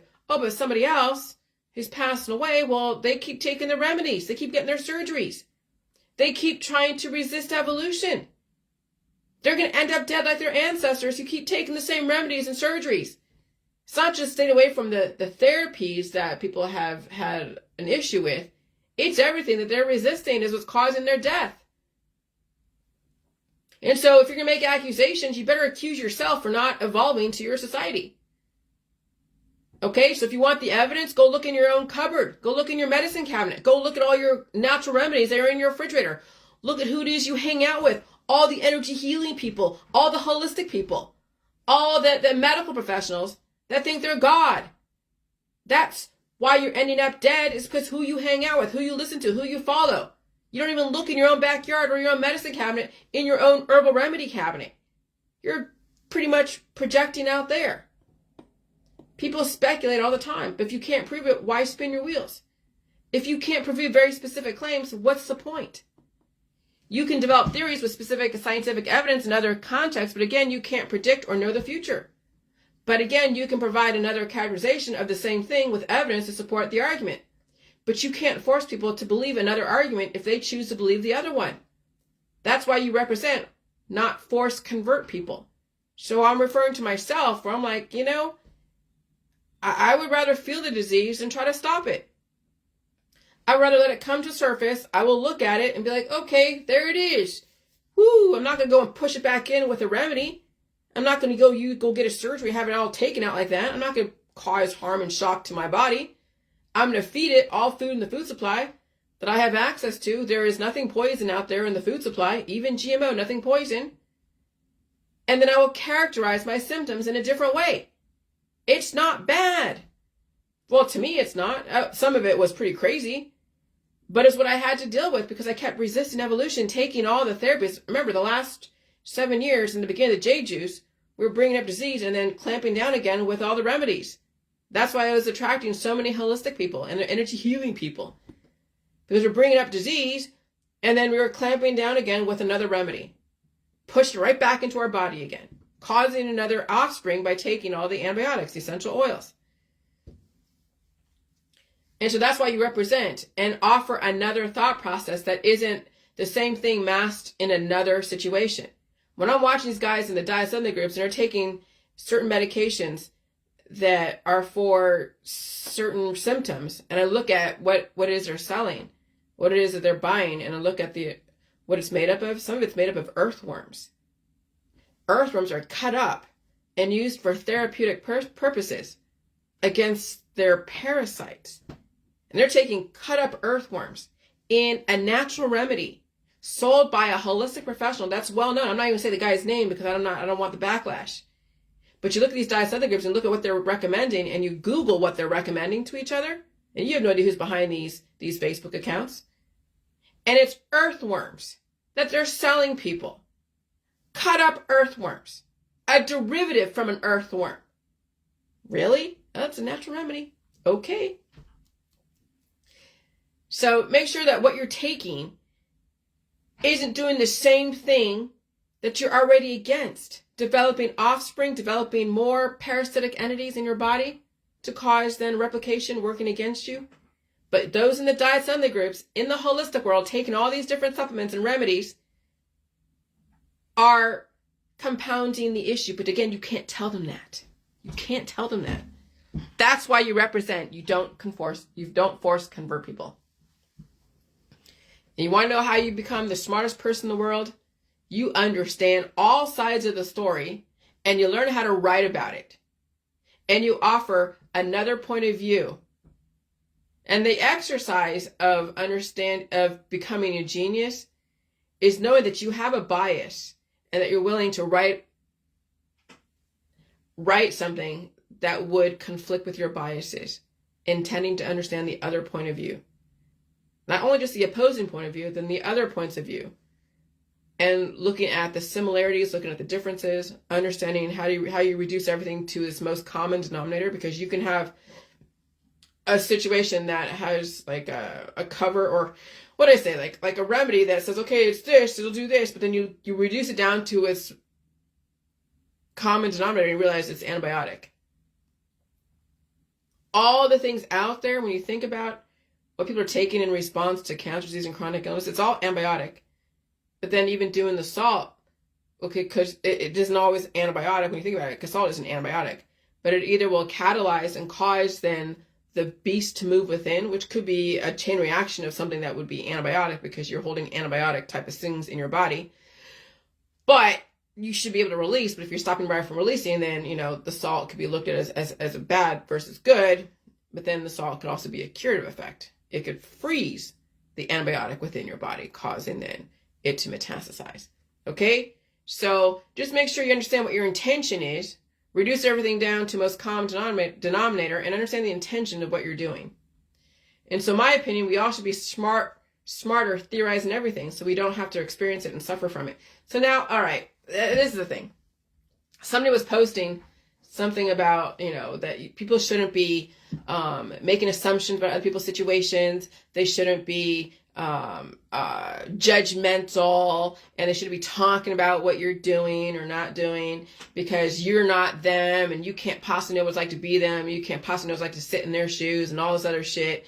And they're all just like, defending what they're doing because they see somebody else's observation about maybe what they're doing. Maybe they weren't specifically targeted, but they're just like a lot of people out there who practice the same lifestyle and belief systems, and they're defending their lifestyle and belief system. So in my opinion, we all should be theorizing, be smarter theorizing everything so we don't have to experience it and suffer from it. You don't need to prove to the world that you would die and break your legs by jumping off a 10-story building. You don't need to theorize what would happen. You would die jumping off a 10-story building, and best case scenario, you break both your legs and hips. So I don't have to cut off my arm to understand what it's like to cut off my arm. I don't have to stand in the shoes and do that in order to understand it. I would know that if you cut off your arm and jump off a building, this would happen. There's evidence to prove it. And then, do you even need the evidence? Why would you need evidence, right? I should be smarter than to wonder what would happen if I cut off my arm. I should be able to theorize what the pain would be like in that situation. I should be able to theorize what I would bleed, that I would bleed to death if I cut off my own arms. Is it even a theory? Why would you want to prove that you would bleed to death or break your legs? I don't have to have children to understand what it's like to deal with other people's children, much less my own, if I choose to have them. And I used to be a nanny, okay? Not that it's the same thing, but when you're taking care of somebody else's kids, you still have to make sure that they're safe, that they're not doing harm to themselves or other people. You have to make sure that they're getting their needs met and whatever. Okay, so watching people with their own children, that's like my own birth control. That's the privilege of observing the world. You learn from other people. You don't have to stand in another person's shoes to understand what they're going through. You can have some empathy and imagine what it would be like to stand in another person's shoes, but I would not call myself an empath, and be so in tune and suffer for other people. I can appreciate their suffering and vow I'll never be in those shoes. And if I ever happen to be in those shoes, at least I have the experience so I can deal with that situation. But all of us need to be smarter and not put ourselves in situations that we can theorize the deadliness or the suffering of that situation. That's the gift of humans, empathy, but not abusing empathy and calling themselves empathics, needless suffering at the expense of somebody else. Empaths, in my opinion, love to suffer for no reason. No, sorry, I will not suffer for you. If it's upsetting to you that someone observes your situation and has an observation about it that you feel sensitive about, oh God, maybe deep down inside you need to re-examine your situation and own up to what it is you are sensitive about of your own situation that somebody else has an observation about. Since I'm on Facebook, I do what I do. I speak freely. Every single one of us thinks we are smarter than others because they're saying like, oh, you think you're smarter than the other person? Fuck yeah. Prove me that you're smarter than me. Come on. Let's sword sharpen sword. That's why I like countering what people say on Facebook without confronting them. I'll take memes that they say and modify it. They were like, oh, did you get it from me or somebody else? Well, all these memes are out there. Everyone's passed around. And so if you think you are smarter than me, feel free to prove it on your Facebook. I want to hear how smart you think you are because I want to be smarter than you. Because I want you to be smarter than me. And then I want to be smarter than you. And that's how the human race becomes smarter. They keep challenging each other intellectually. They stopped playing gladiator. They stopped using their body to get ahead. And they train their brain to become smart and to also keep the body living, if not, and then indefinitely. People die from lack of intellectual and biochemical cohesion and evolution. They let their brain go to shit and then their body goes to shit, or they let their body go to shit and then their brain is not too far behind. So how do we keep our brain sharpened? Because we choose to one-up each other until we both can agree to disagree or agree. That's how people become smart. They keep challenging themselves and the world without confronting people to their face. Give them the option to modify their own thought process on their own page without forcing your way onto them. See, I'm not trying to compete with people, as far as material stuff. I'm not trying to have the biggest house, the biggest car, the largest car, the most expensive car, the best of everything. No. Intellectually, I'm going to be fucking smarter than everybody. And if you think you can beat me being smart, then go on your Facebook and develop something smarter than me. That's how we sharpen our swords. How do people become smarter? They keep questioning very old, archaic, fussy systems. They keep people thinking without using violence or insults. We can honor the boomers and then evolve from their way of doing things. Okay? How do you become smarter than everybody else? You're able to argue a persuasive argument that is completely opposite of your belief system and lifestyle, even your religion and politics and science dogmas. That's how you become a genius. You intend to understand all the arguments around the subject matter. What most people do not have is the gift to understand what it's like for somebody else in their shoes. What it's like to be somebody else in their shoes. You can understand that what somebody else is going through without actually standing in their shoes. That's the gift of genius. All right. I didn't write that correctly. That's okay.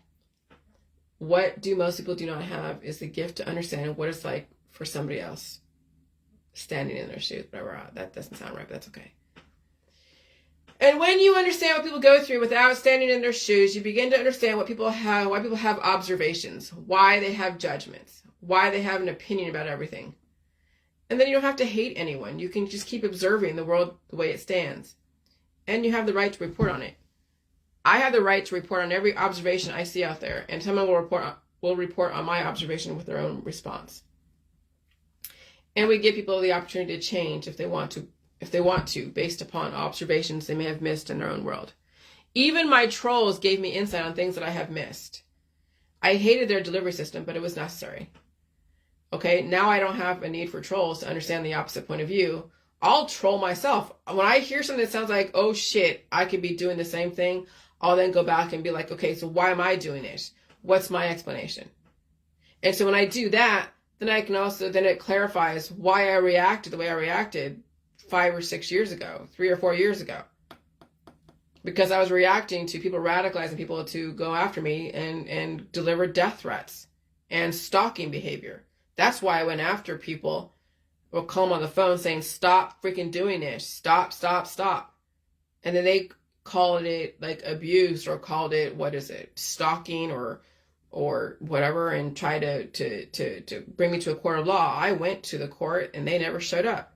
They tried to slap some kind of thing on me that I would be like, hey, you're the one that radicalized people against me. That's what I was responding to, is that you radicalized your audience against me, causing me to call you on the phone and say, stop doing what you're doing. And then you have the gall to say that I'm the one that's stalking you. I'm the one that's abusing you. I will go and fight that out in a court of law. Fuck yeah. And I did.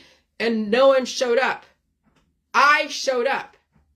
Oh, but she got you to go to spend money. Yeah, because I'm going to defend myself. You can't paint me as a bad guy when you have developed articles and told people that I'm killing people and that I'm stupid and go harass Jillian. And then people take it to such a degree, they then do death threats on me. You think I should just take that and just say nothing? So so that's why I called the person, and then the person's like, oh God, I'm so scared of her. Ah. So I'll go to fucking court and hash it out. Fine. No one in any of these cases that I had, that either I brought to the situation or they brought to the situation, nobody went up against me. I don't understand why. I don't understand it. If you had such a case against me, you think I was such a dangerous fucking person. When you radicalize people against me, and now you're claiming you're the fucking victim when I'm saying, hey, would you stop it, please? And I'm asking nicely. And then I try to use my own system over here to say, hey, this is what's going on. I'm trying to stop this person from radicalizing people against me because I'm getting fucking death threats.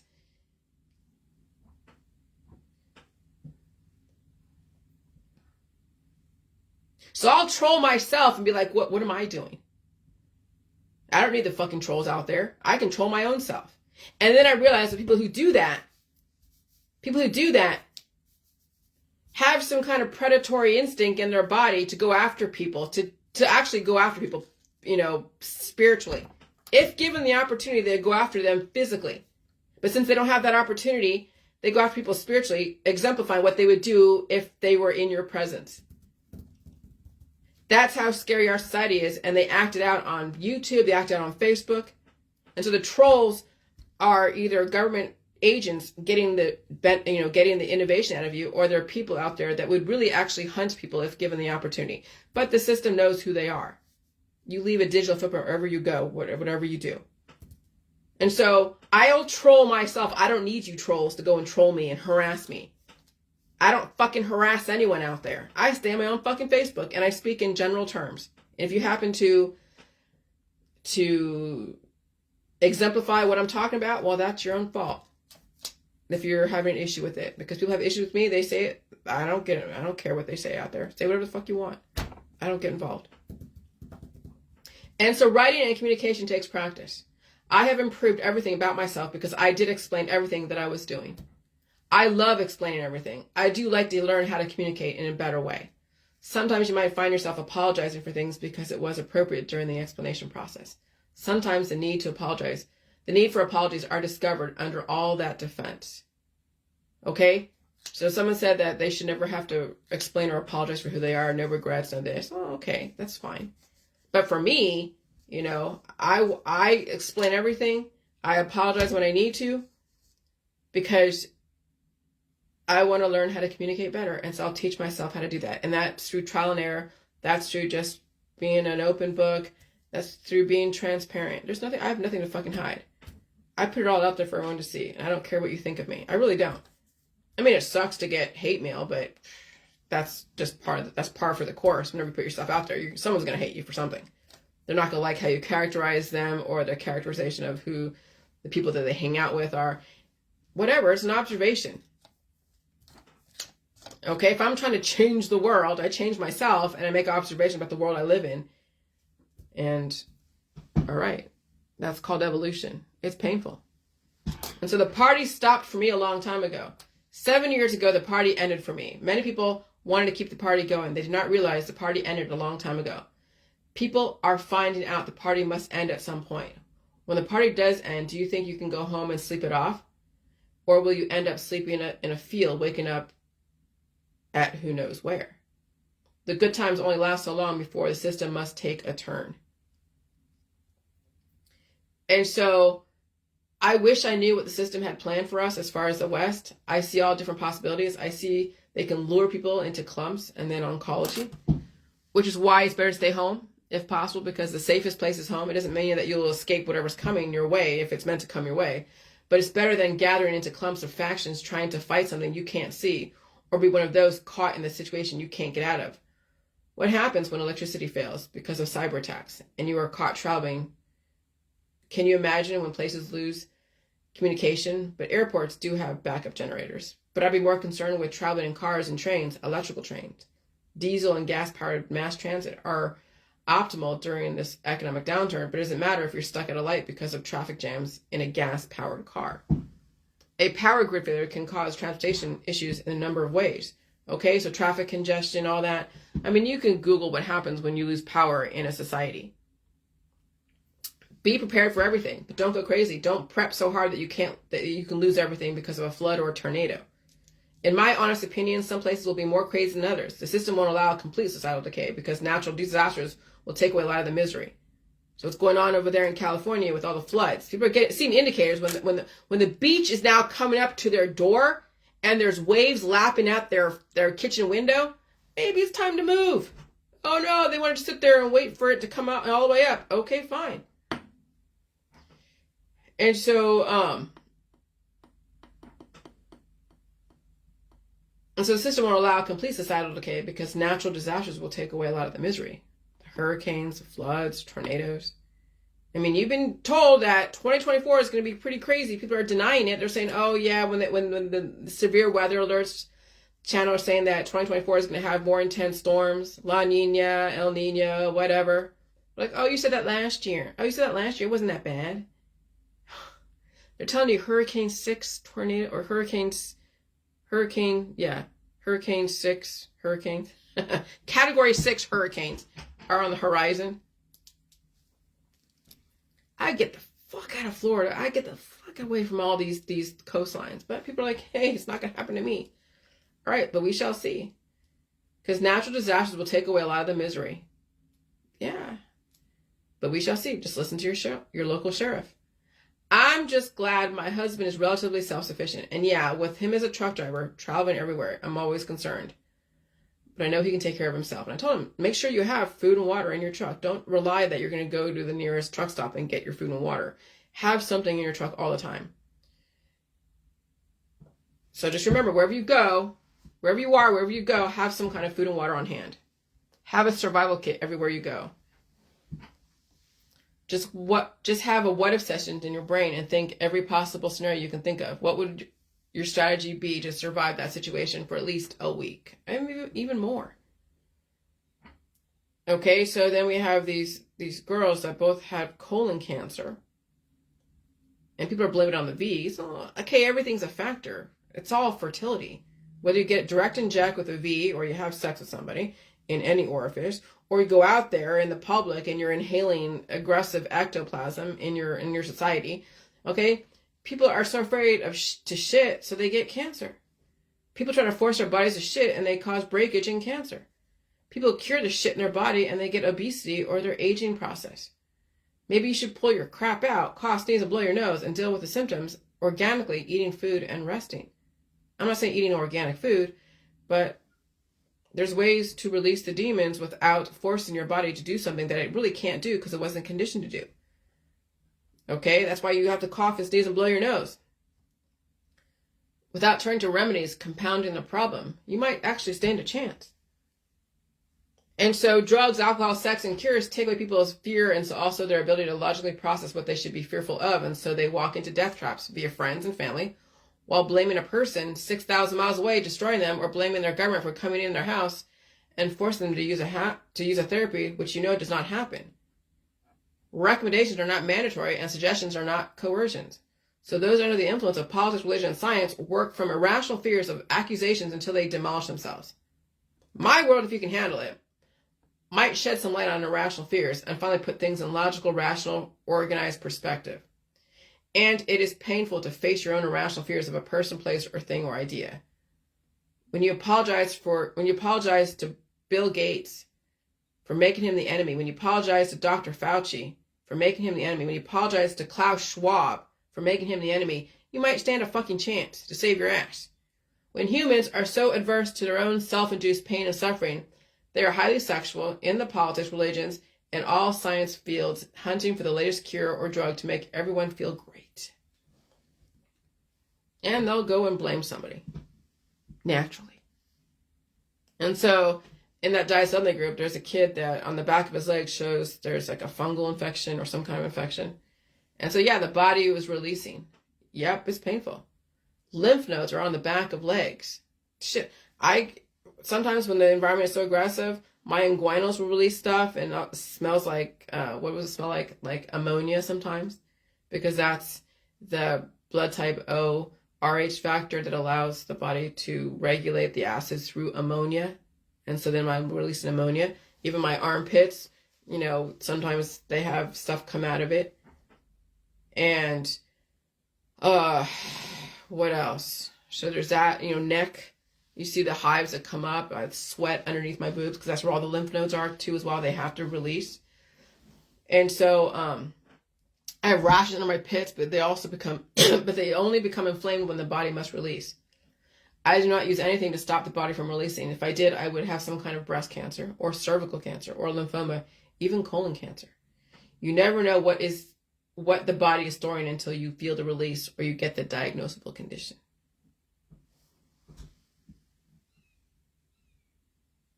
Okay.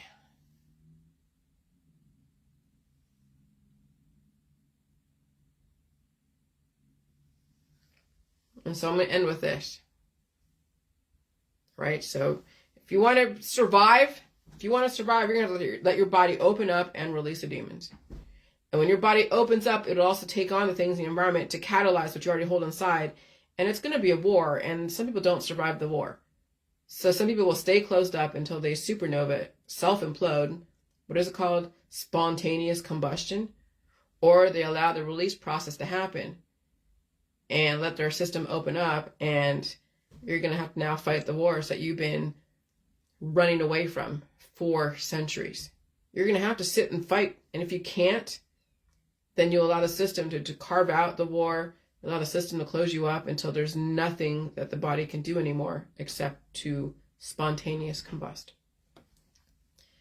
And so that is why one cannot assume the good times will last forever. Keep reinventing oneself. The one thing I know and can depend upon is that shit changes all the time, and you must be adaptable to those changes. One must be amenable to extreme change, which is why you don't want to be under the influence of anything that is super addicting because it will weaken your ability to change. Of course, everything is relative, which is also advisable to find ways to release demons of the past, whatever they are. And when I have seen the world change in 20 years and witnessed it, I've watched the good times develop in the early 2000s and then watched the economy tank every decade. Economic upturns and downturns. I rode the waves and struggled when there was nothing. I know the next 20 years will be extremely different and difficult. Be adaptable to change because it's already here. Okay? So, yeah. We're in it right now, and people are not surviving it. And if you look back on who these kids are, they're dying suddenly. Forget the therapy status, because that's really irrelevant. It's the fact that their genetic line held so much of the opposing forces that they couldn't afford another energy conversion or another life that came in and caused the energy conversion. And so you better have an infrastructure to handle these energy conversions. You better have the infrastructure, because if you don't, it's not going to matter what you do. It won't matter. And that's why all food is necessary. That's why you can't be adverse to eating all the food. When I feel tired, when I feel so awake, I'll eat food. Sometimes I'll just stay awake, like I did the other day. And then I was so exhausted that morning, I had to sleep all day. But I ate before I slept. When I was PMSing, when I was at home, calling in sick to work on a Monday, because I caught whatever I caught, and my body was going through the process of PMS, I would just sit at home, eat a pound of spaghetti, and sleep. And then I would wake up, I'd be up all night, sleep all day, and then I'd have to go into work, and I'd look like I just got over some kind of crazy ass flu, because it was. I was hunched over, my back was hurting. I mean, my employers are like, what is wrong with you? I'm just like, fuck. And what here's the thing, what are you going to do? Get your uterus taken out? Right? I mean, I almost did that a couple years ago in 2016 when I was working for a company here in Ohio. And I wanted to be the best salesman. And the PMS was kicking my ass. And so I was talking to the HR person, you know what, I think I should just get a hysterectomy and just have my whole freaking down there be taken out. But then I know what happens when you take out parts of your body. There's other things. Then you'll be on a string of drugs to manage all the hormone imbalances. I'm glad I just quit. I'm glad I just left and did the whole J World. That was 2016. And then I discovered the J World in the fall of 2016. I visited my parents even that summer, ended that job that summer, did a temp job for a minute, and then I realized that I had something with the J juice, the J World, whatever, and the rest is history. Okay, so sometimes you just have to quit your job if you need to, if it's that bad. Sometimes you have to make extreme changes that some people are going to have an issue with. I'm telling you, your friends and family are not going to like people changing. That's who you're up against. Those are your most formidable enemies, are your friends and family who don't want you to change. And they will find every way possible to undermine your ability to change. And it's not the government, it's your friends and family. Your government is giving you every opportunity to change. But you know how people are. They resist it. And when they resist it, there's breakage. So I eat whenever I am so awake. I eat whenever I'm tired. I eat when I feel pain. I eat all the time. Because eating in this environment, in this highly aggressive environment, is what's going to save you. Food is what's going to save you. All food. Meat, milk, cheese, eggs, fruits, vegetables. What did I have yesterday? I had cabbage with Asian dressing, some pork, and I had spaghetti again. And I have spaghetti almost every day now. I had a few hives this morning, nothing crazy. So,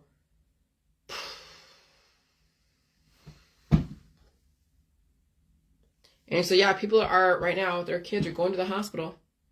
This person's in the ER, their daughter or son's in the ER with severe breathing issues. And it happened overnight.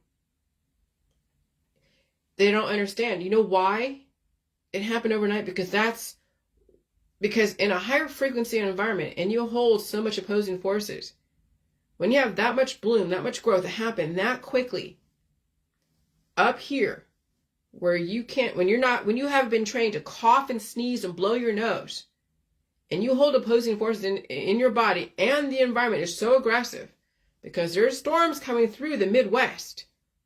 When there's a storm coming through the Midwest, that means there's an aggressive energy frequency that causes the barometric pressure to rise and fall so aggressively that the growth will be that astronomical that it will cause breathing issues overnight.